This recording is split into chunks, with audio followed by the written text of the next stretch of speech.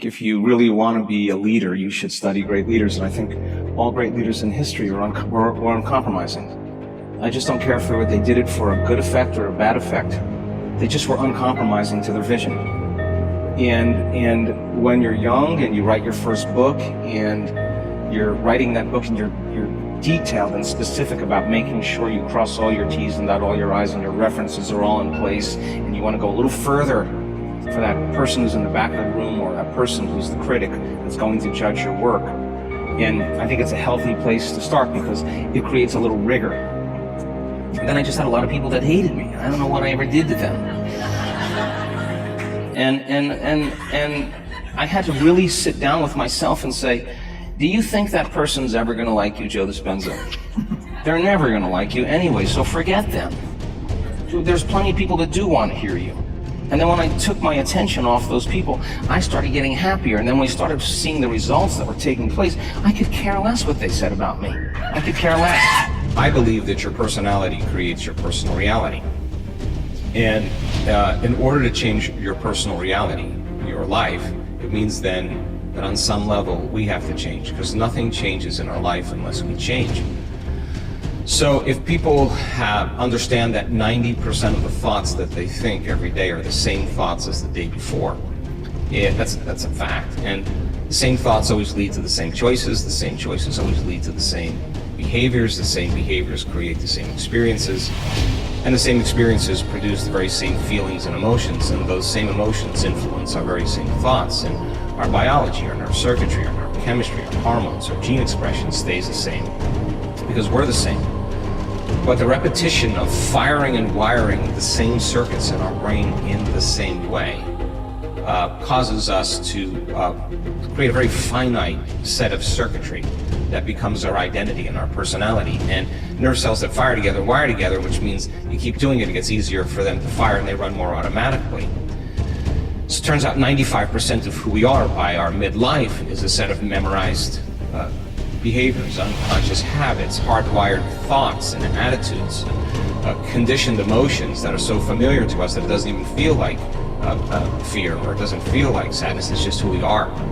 It usually takes crisis or trauma or disease or diagnosis or the lowest point in your life where you knock to your knees, and for that moment you actually have a view of yourself outside of yourself. You can see yourself from a different state. The facade, the whole illusion is over. And that's when a person really begins to think about what they've been thinking about. They begin to notice how they speak or how they act. And I think they begin to pay attention to those feelings on a more regular and conscious basis. And the word meditation, I looked this up because when I started my journey, I'm very scientifically minded. The word meditation, the symbol means to become familiar with.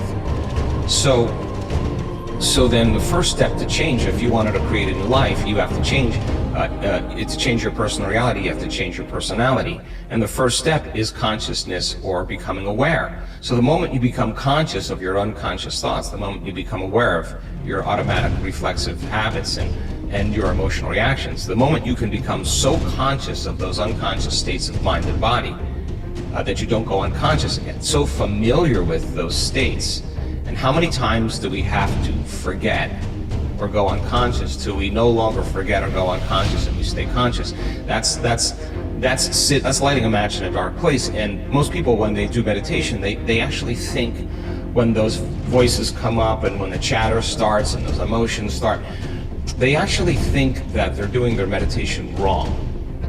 And I want them to know that they're actually doing it right, because you're coming up against those thoughts that slip by your awareness unnoticed or unchecked by many people.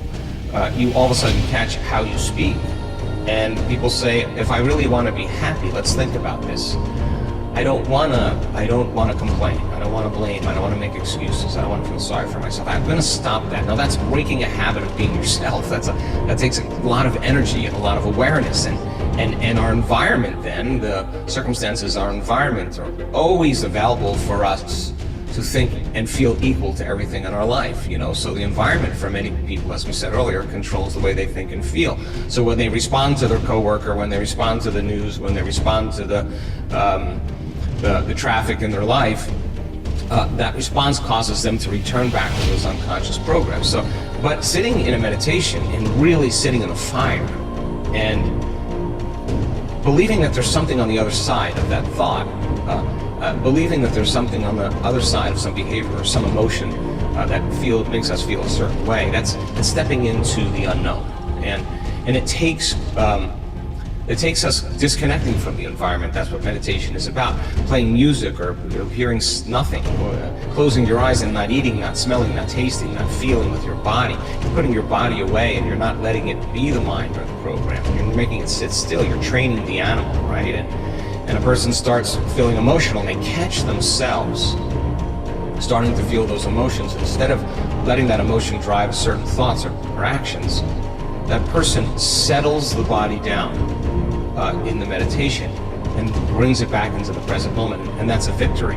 Well, I think that if you look at just the scientific model of how we are structured, that by the time we're 35 years old, we've done so many things, so many times, that it becomes an unconscious habit. And 95% of who we are is really unconscious thoughts, automatic habits, emotional reactions, beliefs, perceptions, attitudes that function pretty much behind the scenes of our awareness. So the process of becoming conscious of what you're unconscious about yourself begins the process of change. So how you think, how you act, and how you feel is called your personality. And your personality creates your personal reality. That's it. So if you wanted to create a new personal reality, you'd have to change your personality, which means you'd have to start thinking about what you've been thinking about and change it. Become aware of your automatic habits and behaviors and modify them. And then look at the emotions that you've experienced that keep you anchored to the past. And really look at them and decide, do these emotions really belong in my future? So when you begin to think differently, when you begin to act differently, you begin to feel differently, your life is going to change. So most people like to wait for a reason to change, like a crisis or a trauma or a diagnosis from some disease. And now all of a sudden, they realize that they can't go on living the same life any longer. They have to change something about themselves. So I think that my message is, why wait for that trauma? That when you teach people that they can begin to create a better life for themselves and even improve their health, and give them the tools on how to do it, it becomes more effective for everybody. Now, here's the key, is that we are already wired to do this. We're always in the process of creation if we're truly relaxed and beginning to think about what we want for ourselves in our lives. When we're living in stress and we're living in survival, then it's not a time to create. So getting people out of those survival states into more creative states allows them to do what we're innately wired to do. If you're reacting to the problems in your life, or that box reality that hasn't changed, no matter what you did, you tried, you forced, you prayed, you hoped, you wished, you hired people, you fired people, you've forgiven, you've done all those things, and still it hasn't changed. That's because the moment you come back to your senses, you're consciously or unconsciously having certain thoughts that are connected to that problem, that are producing a certain frequency or a certain feeling, and you're producing the same energy every single day, and your life stays the same. Are you with me still? Think about this. Think about that problem in your life, or that condition that has never changed. What are your thoughts about it? It's not something pleasant, is it? And what are the feelings associated with it? There aren't feelings that you don't typically want to live by, but you live by those feelings every single day. Yes or no?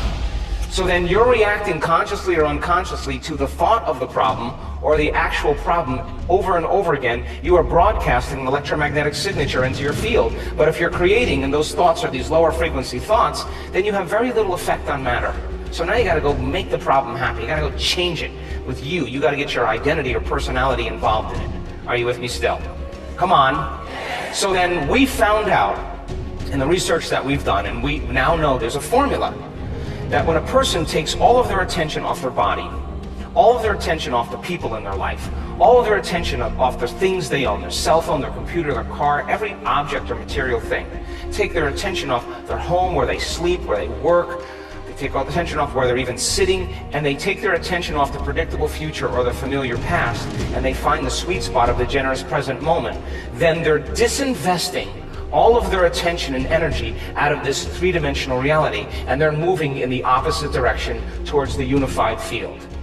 And now, when they become nobody, no one, no thing, nowhere, and no time, they have to pass through different layers of emotions that have memories, different frequencies that are carrying different information, and they got to pass through these layers that have become their identity.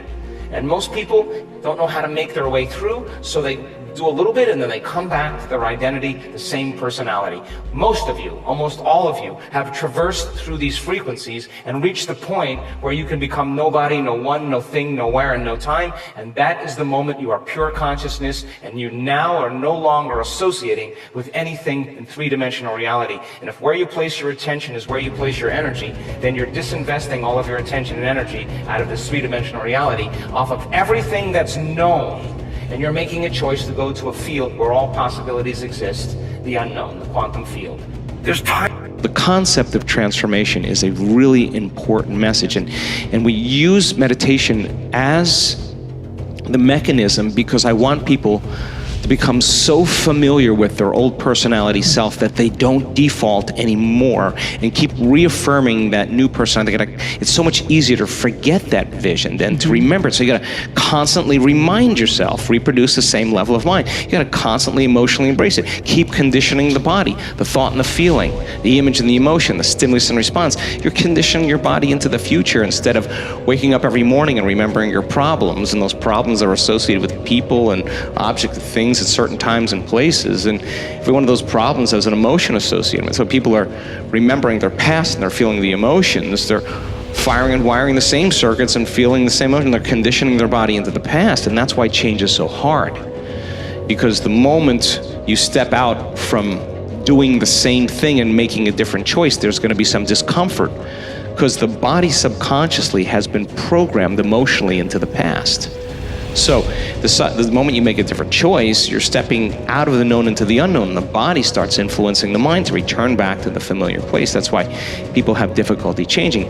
And yet, if meditation is the model to become so familiar with your old self and so familiar with your new self, how many times do we have to forget until we stop forgetting and start remembering? That's the moment called change, okay? Give people the tools and let them practice, and they'll actually start enjoying it. Okay.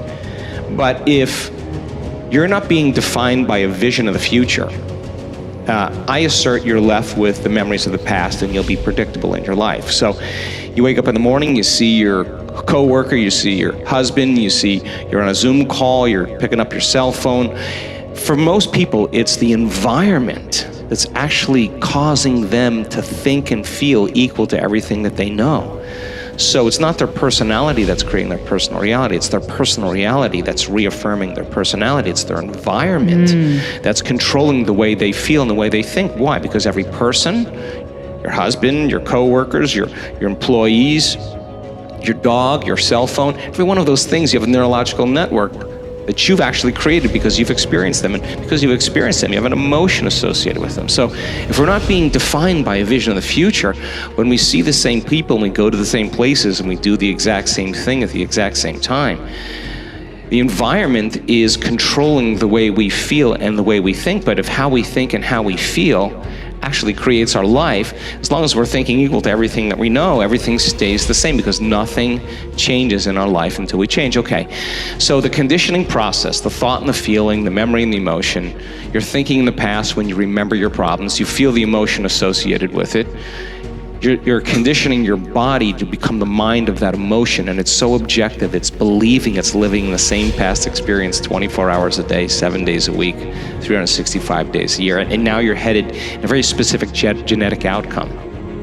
Okay, you get up in the morning, you do the same thing as you did yesterday, you go through this whole routine, and you keep doing that, your body's on autopilot now. And a habit is a redundant set of automatic, unconscious thoughts, behaviors, and emotions that's acquired through repetition. Habit is when you've done something so many times, the body actually knows now how to do it better than your conscious mind.